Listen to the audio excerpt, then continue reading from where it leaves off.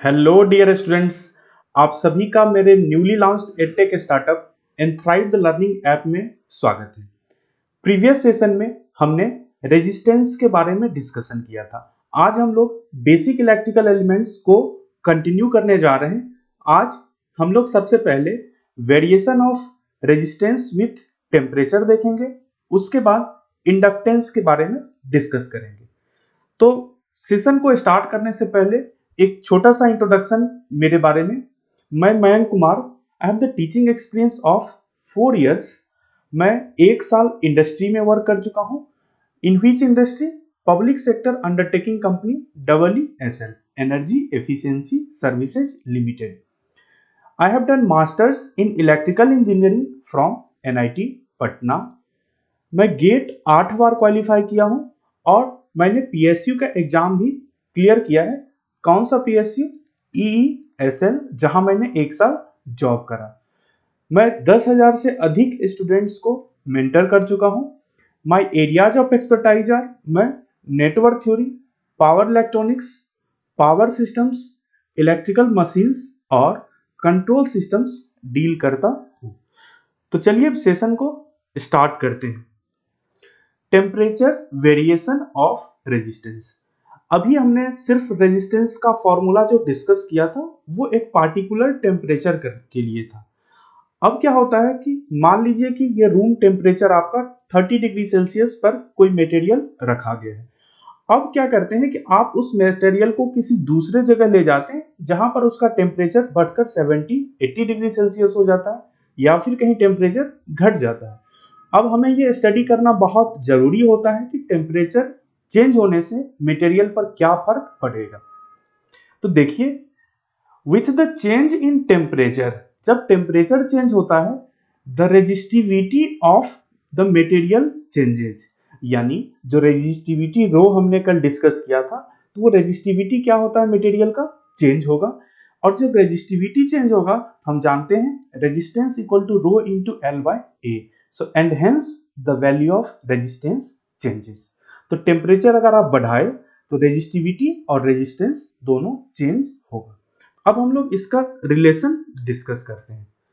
The relation of variation of resistivity and resistance with change in temperature is given bye.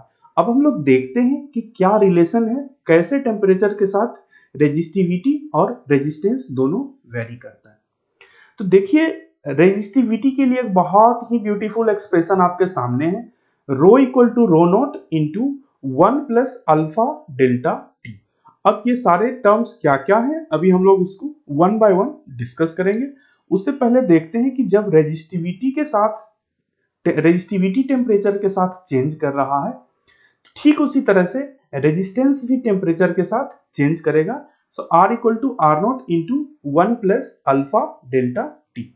तो ये दोनों expression लगभग एक जैसे एक्सप्रेशन है। आपको ऐसे एक्सप्रेशन को याद भी करना है और समझना भी है। अब हम लोग देखते हैं कि यहां पर क्या क्या है। सबसे पहले हम लोग देखते हैं डेल्टा टी। डेल्टा टी को कहा जाता है change in temperature. Delta T is called change in temperature. और ये जो चेंज इन टेम्परेचर है, ये हमेशा क्या होगा, इसको आप लिखेंगे T2 माइनस T1। और यहां पर T2 और T1 क्या है उसको ध्यान से देखो। T2 क्या है, T1 हमारा क्या है, इनिशियल टेम्परेचर। T1 है हमारा इनिशियल टेम्परेचर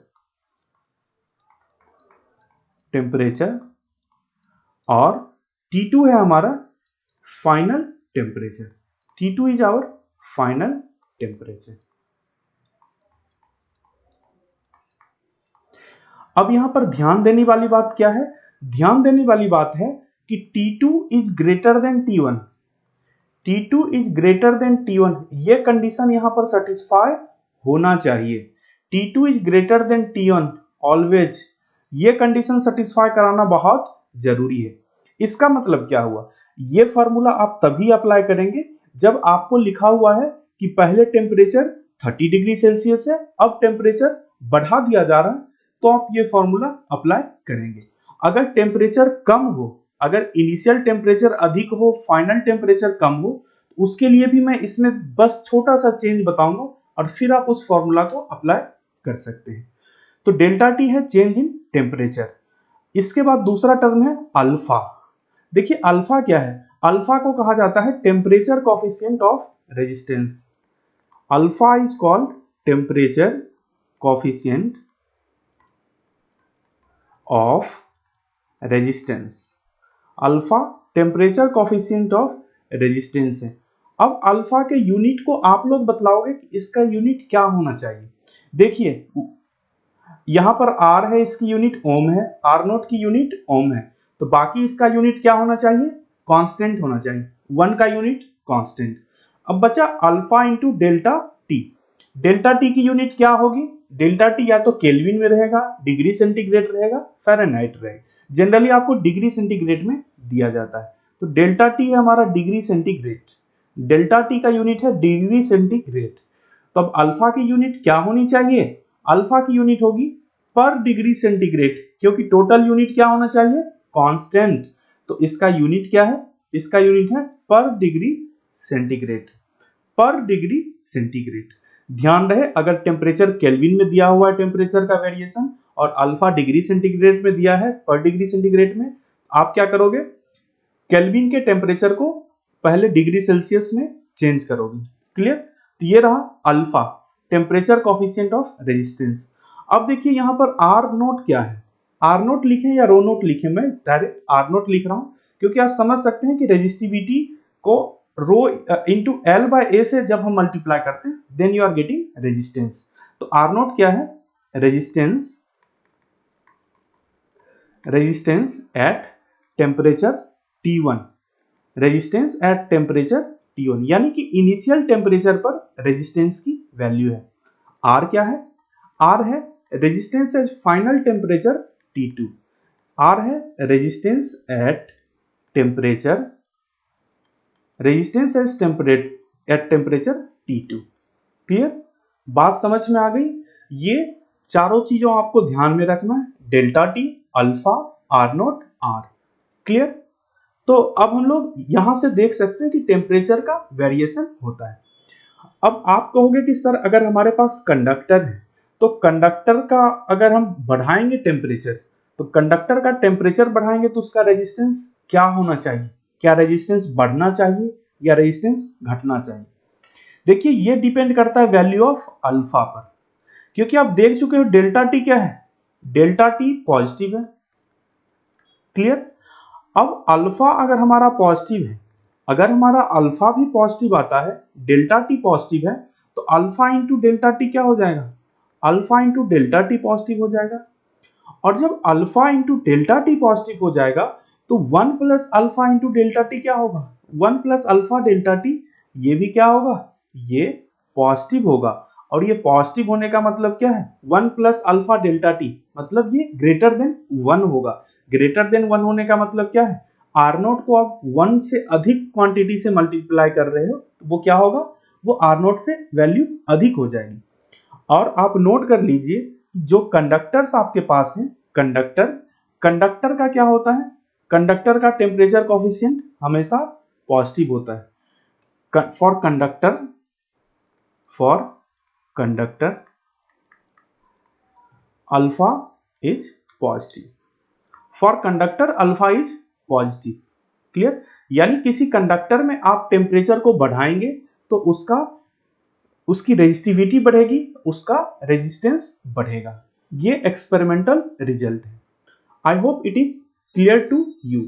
अब पूछोगे कि सर इसका रीजन क्या होता है, ऐसा क्या रीजन होता है कि टेम्परेचर बढ़ाने से कंडक्टर का रेजिस्टेंस, कंडक्टर की रेजिस्टिविटी बढ़ती है। तो देखिए जब हम टेम्परेचर बढ़ाते हैं, तो जब आप टेम्परेचर बढ़ाते हो तो वहां पर क्या होता है कि एटम्स का वाइब्रेशन, देखिए suppose this is the conductor, ये मान लो कंडक्टर है, इसके एटम्स क्या होते हैं, अंदर एटम्स वाइब्रेट करते रहते हैं, अंदर एटम्स वाइब्रेट करते रहते हैं। तो जब आप टेम्परेचर बढ़ाओगे तो ये वाइब्रेशन बढ़ेगा, ये टेम्परेचर बढ़ा रहे हो तो इसका वाइब्रेशन बढ़ेगा। और जब इसका वाइब्रेशन बढ़ेगा तो इलेक्ट्रॉन के साथ क्या दिक्कत होगी, जब इसका वाइब्रेशन बढ़ेगा तो जो इलेक्ट्रॉन फ्लो कर रहा था जिसके कारण आपको करंट मिल रहा है, ये इलेक्ट्रॉन क्या करेगा, ये इलेक्ट्रॉन का कोलिजन होगा, इलेक्ट्रॉन का इससे कोलिजन होगा, जिसके कारण इसकी स्पीड कम हो जाएगी। स्पीड कम होने का मतलब करंट कम, और ये करंट कम होने का मतलब क्या है, इसका मतलब रेजिस्टिविटी बढ़ाया गया है। ध्यान रहे इस कंसेप्ट को, क्योंकि लोग ऐसे एक्सप्लेनेशंस पूछे जाते हैं आपसे इंटरव्यू में, आपसे पूछेगा कि ठीक है क्यों ऐसा होता है कि कंडक्टर का रेजिस्टेंस बढ़ता है टेम्परेचर बढ़ाने से।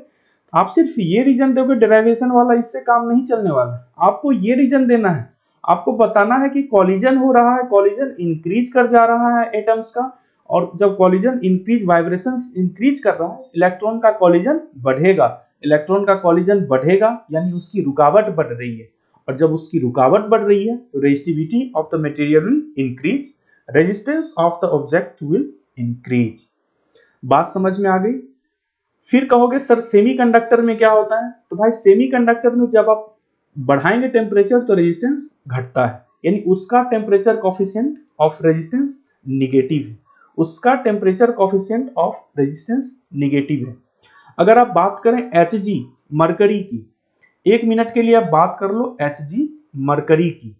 ये मरकरी की क्या खासियत है कि मरकरी ऑलमोस्ट सुपर कंडक्टर की तरफ बिहेव करता है, इसका लगभग जीरो रेजिस्टेंस होता है at the temperature of 4.2 kelvin. Up to temperature 4.2 kelvin Hg क्या होता है, इसका रेजिस्टेंस ऑलमोस्ट जीरो होता है, ऑलमोस्ट जीरो। और जैसे ही 4.2 केल्विन से आगे बढ़ाओगे टेम्परेचर, इसका रेजिस्टेंस सडनली इंक्रीज कर स्टार्ट करता है और ये लीनियरली इंक्रीज करता है। तो ये सब सारे मटेरियल्स की अलग अलग खासियत है। अब हम लोग यहां पर एक क्वेश्चन डिस्कस करते हैं। देखिए आपको दिया गया है a wire has resistance of 10 ohm. एक वायर का रेजिस्टेंस 10 ओम है at a temperature 30 degree centigrade. If the material has temperature coefficient of resistance equal to 0.01 per degree Celsius, then the value of resistance of the wire at a temperature of 70 degree Celsius will be। क्या दिया गया है question में, लिखिए। Question में दिया गया है given that a wire has resistance of 10 ohm, initial resistance दिया गया है 10 ohm का, यानी R0 equal to 10 ohm at a temperature 30 degree Celsius. इसका मतलब आपको टेम्परेचर T1 दिया गया है 30 डिग्री सेल्सियस।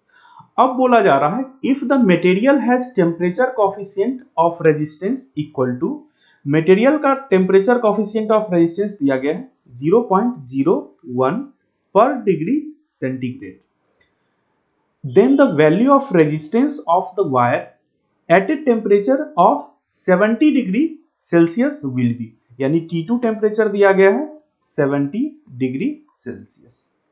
क्लियर। अब हम इसे कैसे सॉल्व करेंगे, देखिए यहां पर T2 T1 से बड़ा है, आप सिंपल सा फॉर्मूला लगाइए, R equal to R0 into 1 plus alpha delta T. आपको पता क्या करना है, R की वैल्यू आपको, R का वैल्यू आपको कैलकुलेट करना है। तो देखिए अल्फा डेल्टा टी क्या है, delta T is nothing but equal to T2 minus T1। देखो कितना आसान क्वेश्चन है, आपको क्या लिखना है 70 minus 30, 70 minus 30 equal to 40 degree centigrade. तो डेल्टा टी मिल गया, अब पुट करिए value, R equal to R0 10 into 1 plus 0.01 into 40, 0.01 into 40, तो यहां से क्या होगा 10 इंटू 1 प्लस इसकी वैल्यू क्या होगी 0.4, यानी इसकी वैल्यू यहां से क्या मिल रही है 14 ohm, 14 ohm. From here you are getting R equal to 14 ohm. This is the value of resistance at temperature 70 degree Celsius. तो आपने देख लिया कि किस तरह से रेजिस्टेंस चेंज हो रहा है। अब देखिए जो दूसरा कंफ्यूजन की बात मैंने आप लोगों से करी थी कि रेजिस्टेंस अगर टेम्परेचर कम होता है तो ये फॉर्मूला में अप्लाई करने में एक समझदारी आपको रखनी है, तो उसी के लिए ठीक मैं दूसरा क्वेश्चन देखिए क्या ले रहा हूं। देखिए दूसरा क्वेश्चन मैं ले रहा हूं ठीक पिछले क्वेश्चन का रिवर्स में ले रहा हूं। यहां दिया हुआ है wire has resistance of 14 ohm at a temperature of 70 degree Celsius. अब देखिए क्या दे रखा है, wire has resistance of 14 ohm at a temperature of 70 degree Celsius. If the material has temperature coefficient of resistance equal to 0.01 per degree Celsius, then the value of resistance of the wire at a temperature of 30 degree Celsius will be। देखिए क्या दे रखा है, alpha की value दी गई है 0.01 per degree Celsius. Clear. और आपको क्या दिया है, यहां पर T1 की वैल्यू दी गई है 70 डिग्री सेल्सियस और T2 की वैल्यू दी गई है 30 डिग्री सेल्सियस। अब आप लोग कौन सी गलती कर देते हो एग्जाम में, उसको मैं आपको पहले दिखाता हूं। योर मिस्टेक मैं दिखा रहा हूं, यहां देखो मैं सही नहीं बना रहा हूं, अभी आपकी गलती दिखा रहा हूं। आप क्या गलती करते हो, आपकी गलती होती है, मैं योर मिस्टेक लिख रहा हूं। और यार ये मैं सच बताऊं, एक बार मैंने भी ये गलती करी थी, इसलिए मुझे ये कंसेप्ट कुछ ज्यादा ही डिटेल से पता है। तो योर मिस्टेक, आपका मिस्टेक क्या होता है, आप लिखोगे R naught equal to 14 ohm, आपने डेल्टा टी लिखोगे T2 माइनस T1 यानी 30 minus 40, 30 minus 70 equal to minus 40 लिखोगे। तो यहां से आपको क्या मिलेगा, R equal to R naught आप लोगे 40 इंटू 1 माइनस 0.01 इंटू 40 यानी 14 इंटू 0.6 इक्वल टू 8.4, जो कि गलत है। ये क्या है, ये गलत है, ये गलत है। समझ में आ गई बात, ये गलत है। क्यों गलत है, आप लोग खुद जानते हो। अभी आपने कैलकुलेट किया था, आंसर कितना आना चाहिए 10 ओम, लेकिन ये नहीं आया। उसका कारण क्या है, उसका कारण ये है कि यहां पर ये आर नोट नहीं दिया गया है, यहां पर ये आर की वैल्यू दी गई है।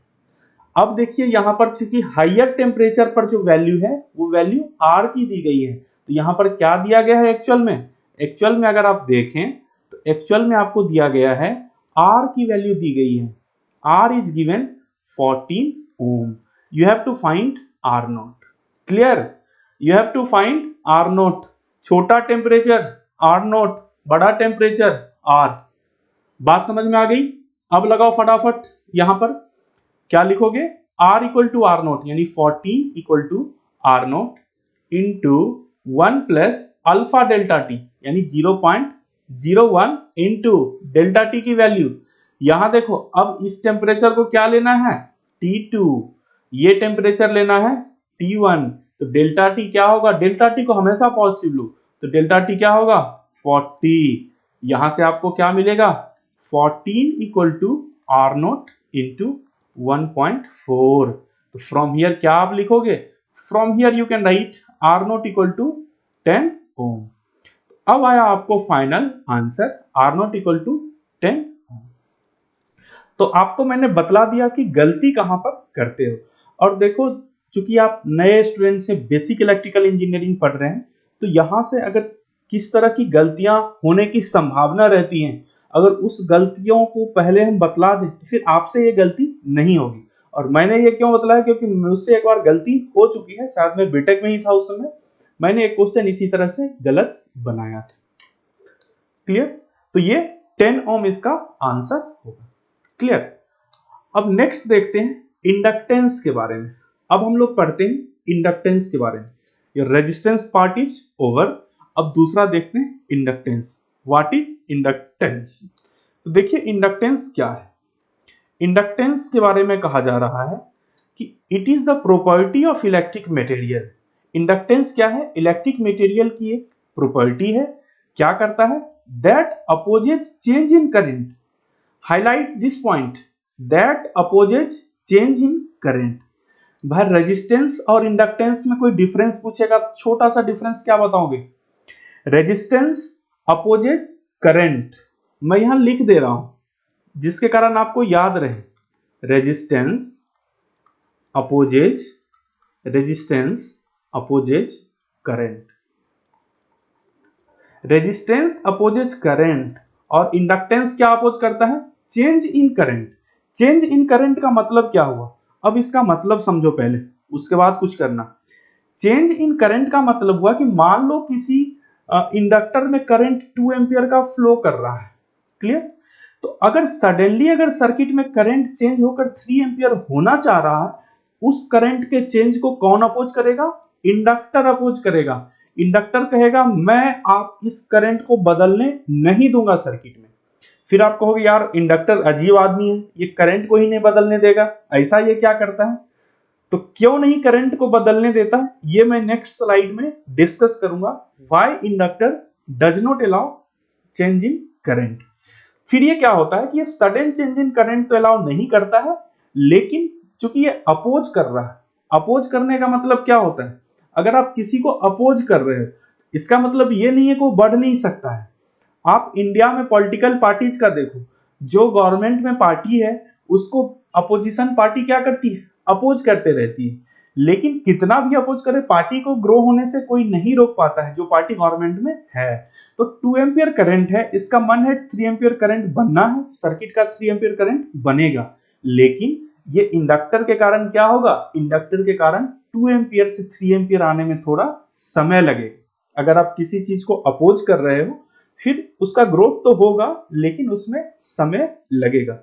इसलिए यार किसी चीज का अपोज, अगर कोई अच्छी चीजें हैं तो उसका अपोज नहीं करना चाहिए, क्योंकि उसमें आपका समय बर्बाद होगा, वो तो ग्रो कर ही जाएगा। उससे अच्छा आप खुद ग्रो कर जाओ। What is the unit of inductance? Its unit is Henry. Its unit is Henry. Henry scientist का नाम था जिन्होंने सेल्फ इंडक्टेंस का इन्वेंशन किया था, इंडक्टेंस को का इन्वेंशन किया था। अगर आप गूगल करोगे तो वहां पर आपको दिखेगा कि पहले माइकल फेराडे का भी कुछ इन्वॉल्वमेंट था, लेकिन उन्होंने मेनली इलेक्ट्रोमैग्नेटिक इंडक्शन को बतलाया था। और जब इंडक्टेंस की बात हुई थी तो इंडक्टेंस सिर्फ और सिर्फ हेनरी का मेन रोल है, उन्होंने ही इंडक्टेंस दिया था। क्लियर? Next is inductor. तो जब अब इंडक्टेंस हो गया तो इंडक्टर को जानते हैं, ये इंडक्टर क्या करता है, जैसे हमने रेजिस्टर को देखा था। अब इंडक्टर के बारे में कहा जा रहा है it is an electrical element. Inductor is an electrical element that stores energy in presence of magnetic field. Inductor के बारे में कह रहा है कि ये एक ऐसा इलेक्ट्रिकल एलिमेंट है जो मैग्नेटिक फील्ड के प्रेजेंस में एनर्जी स्टोर करता है। अब आप कहोगे सर रेजिस्टेंस क्या करता था? आप कहोगे सर रेजिस्टेंस क्या करता था? तो देखो रेजिस्टेंस क्या करता था? Resistance it dissipates energy.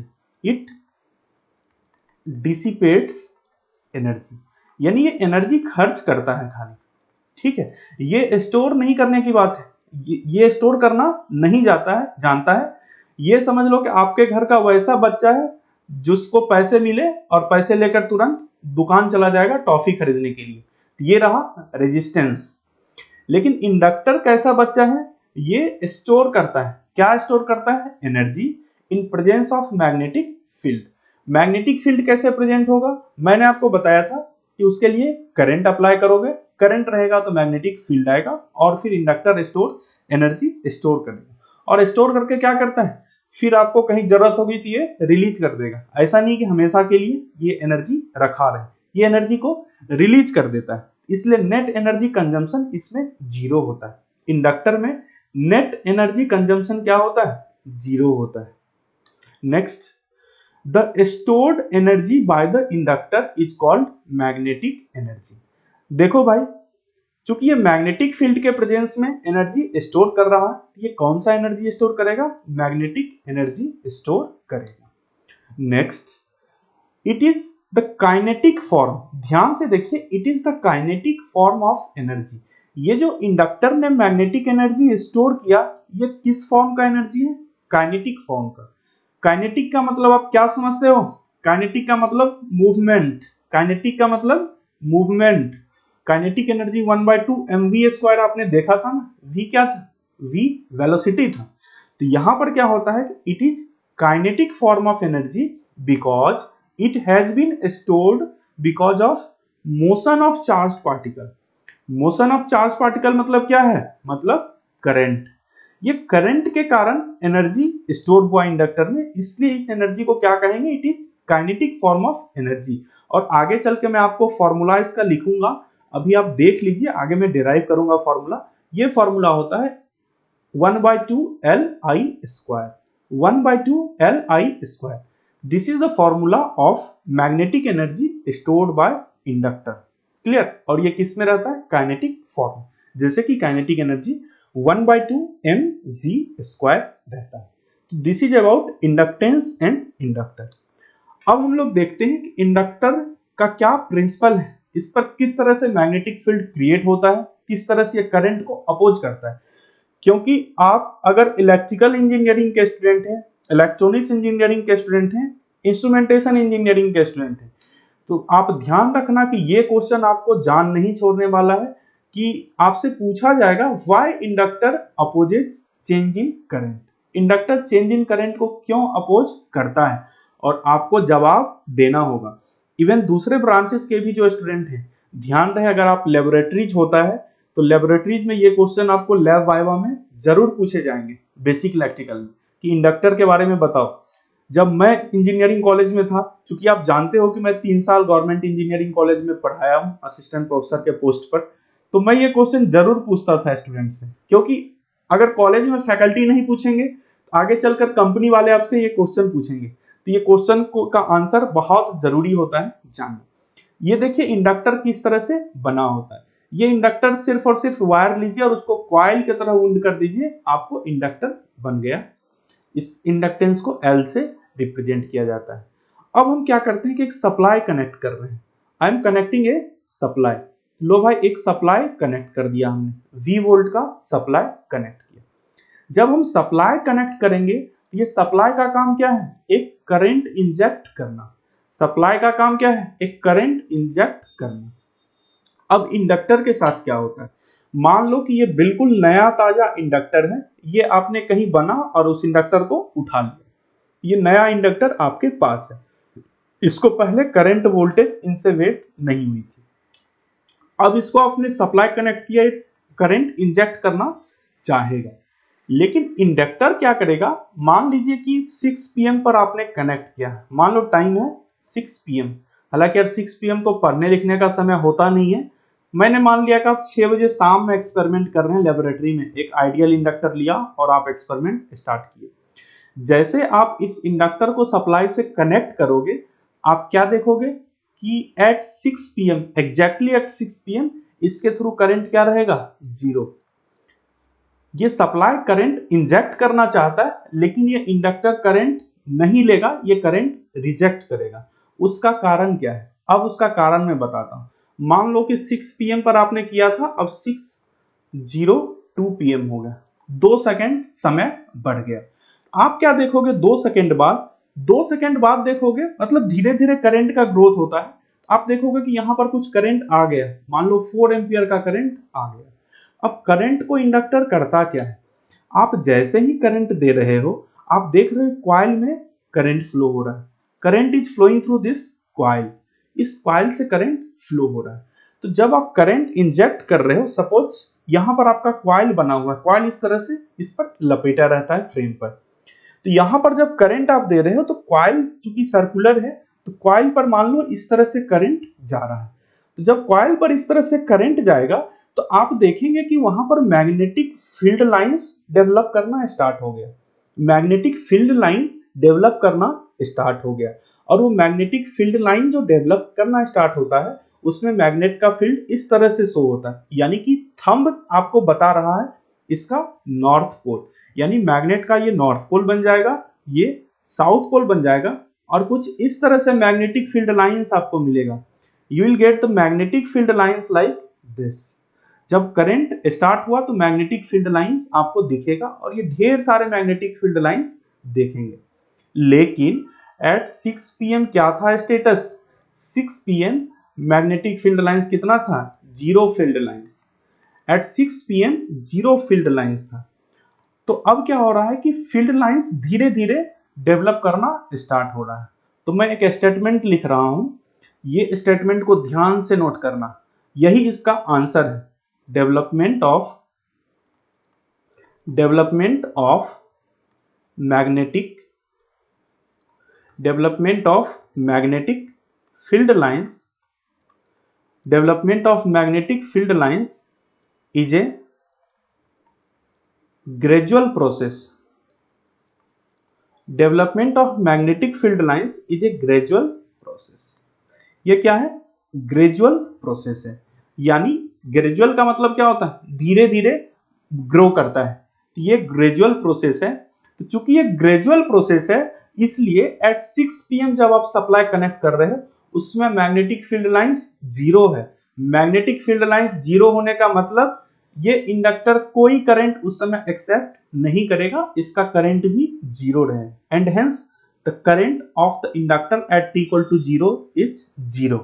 Clear? इसलिए आप यहां से कह सकते हो कि hence inductor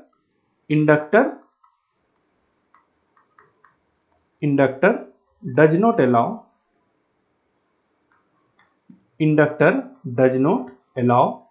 sudden change in current. Inductor does not allow sudden change in current. Inductor does not allow sudden change in current. समझ में आ गई बात क्या है? एक लाइन की बात कहोगे कि जब हम करंट देंगे, करंट सप्लाई करेंगे, सप्लाई देंगे, तो इंडक्टर का मैग्नेटिक फील्ड लाइंस चेंज करेगा। लेकिन development of magnetic field lines is a gradual process, it is not an instantaneous spontaneous process. Hence inductor does not allow sudden change in current, धीरे धीरे ये current इसका बदलेगा। ये रहा इंडक्टर। ये बहुत ही इंपॉर्टेंट बात मैं आपको बतलाया हूं। जब आप बड़े होकर, यानी कि जब फाइनल ईयर में जाओगे और फिर आप कंपनियां प्लेसमेंट के लिए आएगी, या आप किसी PSU किसी कंपनीज में इंटरव्यू देने के लिए जाओगे, तो वहां पर इस क्वेश्चन से आपको मुलाकात होनी है। कभी ना कभी तो मुलाकात आपको इस क्वेश्चन से होगी, तो आप तैयार रहिएगा। अब बात आ रही है कि कैलकुलेशन ऑफ इंडक्टेंस। अभी तक हमने इंडक्टेंस के बारे में पढ़ा, तो जैसे रेजिस्टेंस का कैलकुलेशन हमने देखा R equal to rho L by A, इसी तरह से इंडक्टेंस का कैलकुलेशन हमें देखना है। तो देखिए इंडक्टेंस को कैसे कैलकुलेट करेंगे। देखिए इंडक्टर कैसे बनाया जाता है। इंडक्टर के लिए एक फ्रेम की जरूरत होती है, दिस इज द फ्रेम।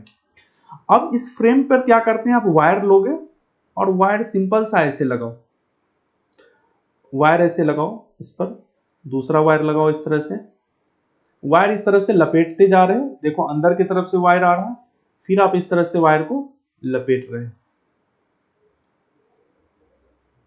ये रहा वायर, और आपने क्या बना दिया? ये रहा कॉइल, आपने बना दिया inductor. I am changing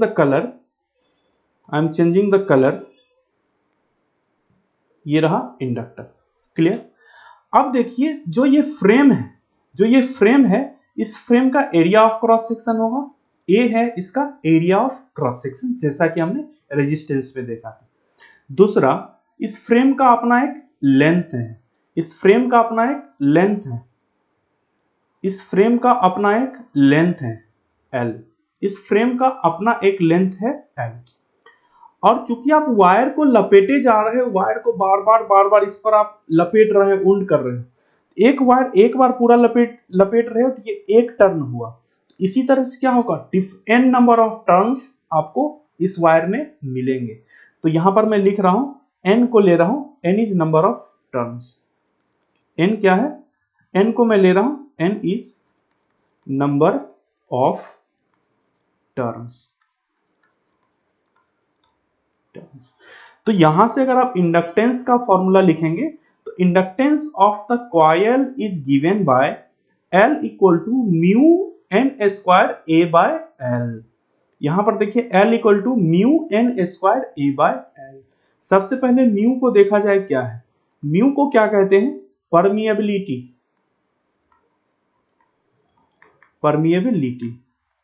permeability क्या होता है? किसी मटेरियल का परमिएबिलिटी उसके मैग्नेटाइजेशन प्रॉपर्टी को बतलाता है। आप देखोगे कि म्यू की वैल्यू पूछेगा, तो आपको फिर मिलेगा म्यू इक्वल टू लिखा जाता है म्यू नोट म्यू आर। यहां पर म्यू नोट क्या है? म्यू नोट है आपको permeability of free space, permeability of free space. और इसकी वैल्यू क्या होती है? इसकी वैल्यू होती है 4 pi into 10 to the power -7 henry per metre, 10 to the power -7 henry per metre. This is the value of permeability. इसको भाई याद कर लेना, हेनरी पर यूनिट इसका यूनिट होता है। क्यों होता है? देखो एल की यूनिट हेनरी। देखो ये यूनिट सब भी पूछे जाते हैं। नंबर ऑफ टर्न्स का कोई यूनिट होता है? नहीं। एरिया का यूनिट क्या होगा? Metre square. एल का यूनिट क्या है? Metre. Metre square by metre क्या हो जाएगा? मीटर। मीटर और एल की यूनिट क्या है? हेनरी। तो इसकी यूनिट क्या होनी चाहिए? Henry per metre, H by M. तभी तो कैंसिल होगा, H by M into M, ये हेनरी बन जाएगा। समझ में आ गई बात? तो ये परमिएबिलिटी ऑफ फ्री स्पेस है। अब म्यू आर क्या है? म्यू आर को कहा जाता है रिलेटिव परमिएबिलिटी। Relative permeability. अब ये रिलेटिव परमिएबिलिटी क्या है?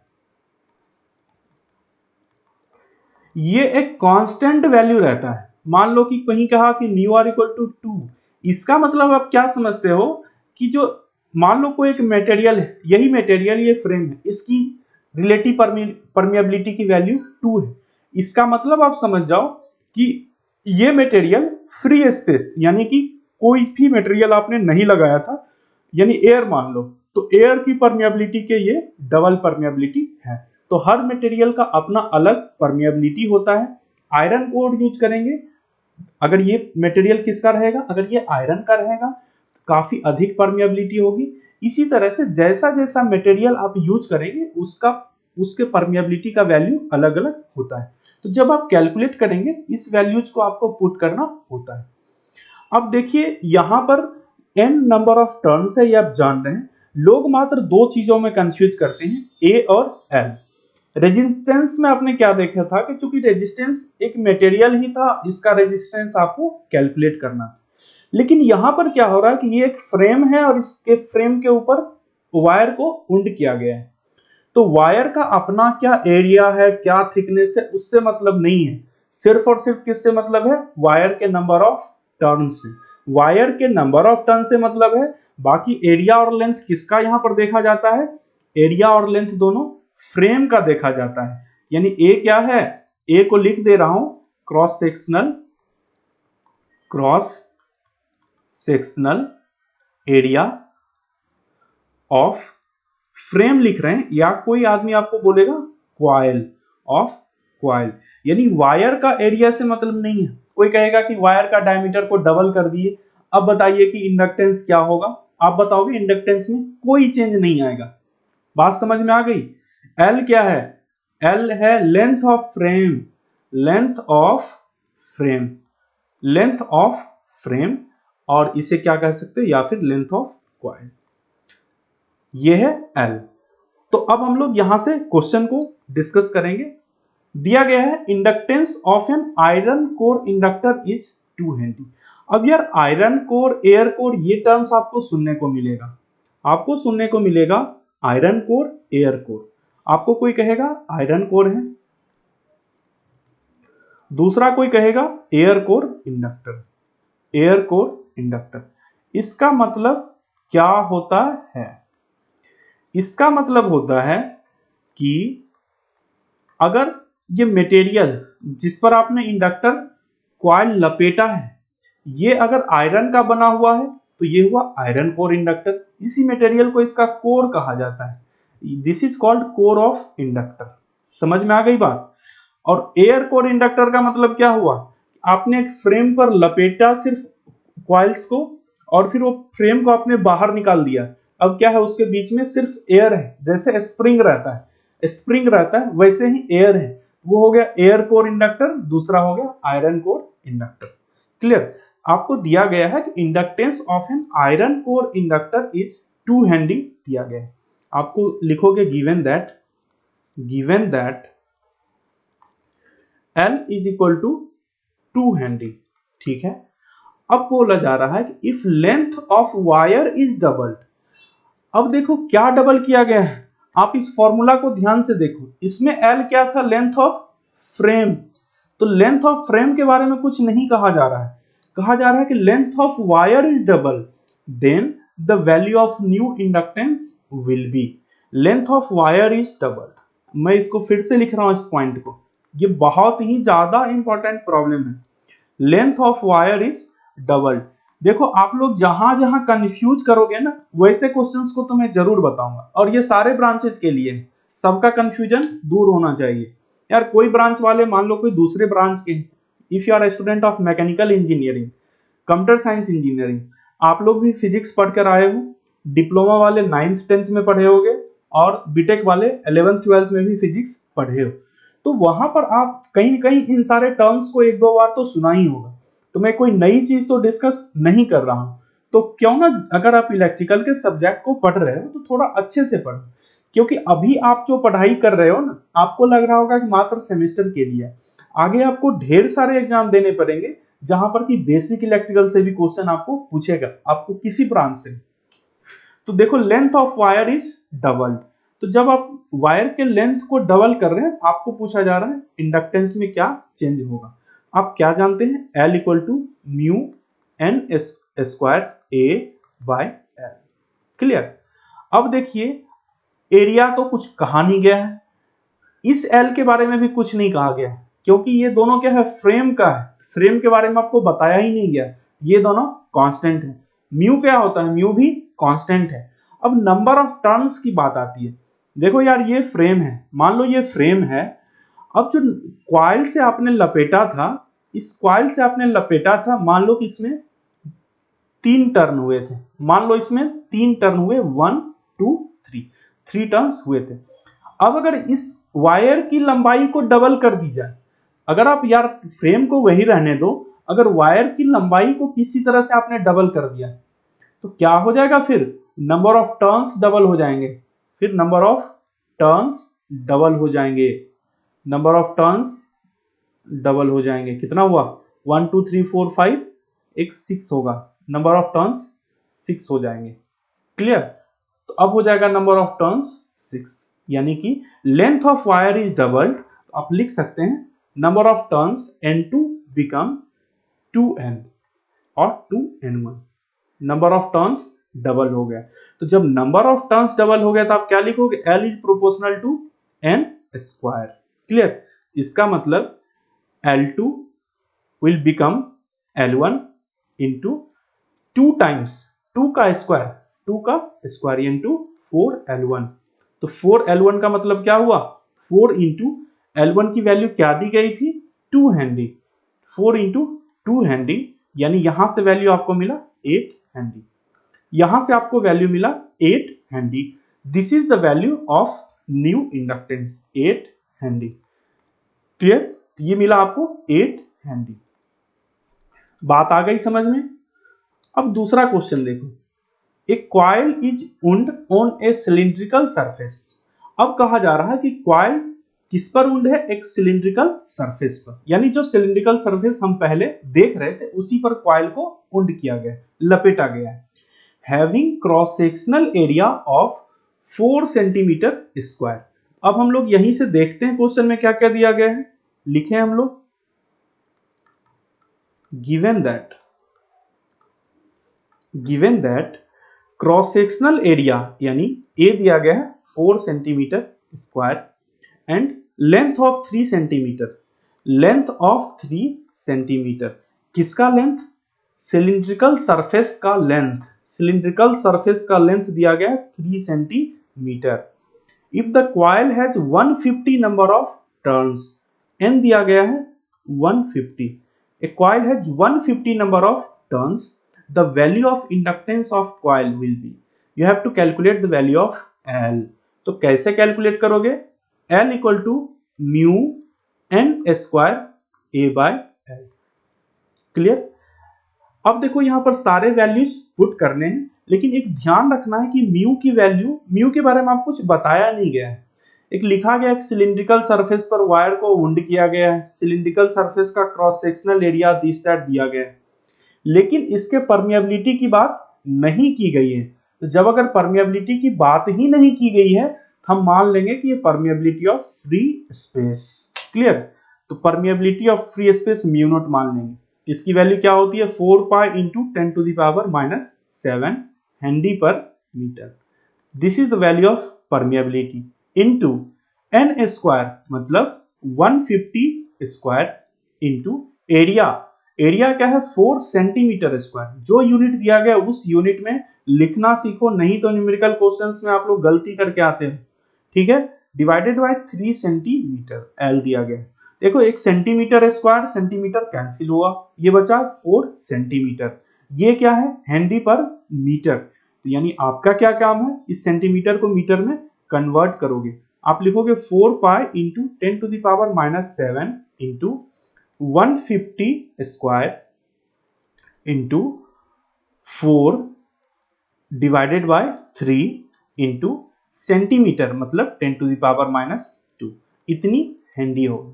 तो यहां से आपको शायद वैल्यू आएगी 0.377 मिली हेनरी, यहां से वैल्यू आएगी 0.377 मिली हेनरी, यहां से आपको वैल्यू मिलेगा 0.377 मिली हेनरी। तो आपने देख लिया कि इंडक्टर के क्वेश्चंस को कैसे सॉल्व किए जाते हैं और इंडक्टेंस की जानकारी आपको मिल गई। तो इंडक्टेंस क्या करता है, inductance it is the property of material that opposes change in current. तो बात आपको समझ में आ गई होगी। तो नेक्स्ट लेक्चर में हम लोग कैपेसिटर के बारे में डिस्कस करेंगे, और वो कैपेसिटर का टॉपिक इंडक्टर के टॉपिक से भी ज्यादा इंपॉर्टेंट होगा, क्योंकि वहां पर मैं एक ऐसे कंसेप्ट को डिस्कस करूंगा जो जनरली आप लोगों का ध्यान उस पर नहीं जाता है। वो कैपेसिटर के करंट से रिलेटेड कंसेप्ट है। तो आप उस सेशन को अटेंड करने से पहले अगर कुछ पढ़ना चाहते हैं कैपेसिटर के करंट के बारे में, आप मोस्ट वेलकम हैं, आप पढ़ सकते हैं। तो अभी के लिए बस इतना ही। Thank you all for attending my session, और मुझे लगता है कि आप इस सेशन में एंजॉय किए होंगे। आपको जो चीजें बतलाई गई वो काफी इंपॉर्टेंट चीजें थी, और मुझे लगता है ऐसा कि आप लोगों को समझ में आया होगा। हालांकि कई बार ये टीचर्स का भ्रम भी हो सकता है कि आपको समझ में आ रहा है, लेकिन फिर भी मुझे ऐसा लग रहा है कि आप लोगों को चीजें समझ में आ रही होंगी।